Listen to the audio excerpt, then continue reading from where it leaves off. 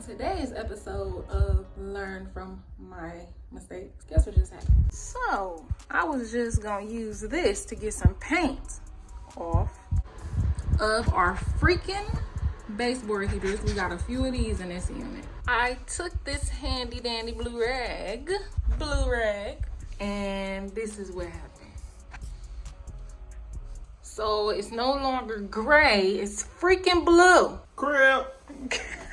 So yeah, these might end up having to get painted, or I'm about to see if bleach gonna do the job, but it look like they gonna be getting painted white. Dang it. Somebody goofy self wanna get paint all on the freaking baseboard after I take them up. I don't know where she said that. I shouldn't even be cleaning this.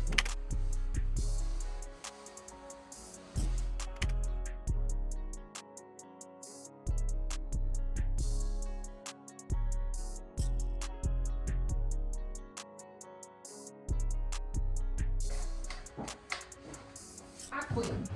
So, next order of business, I'm gonna try to get some of this junk out of here because it seems like all of my other plans have failed. Yeah. So I'm going to start here. It's just a bunch of randomness. Can't fuck up my motion. Cruise, now we coasting.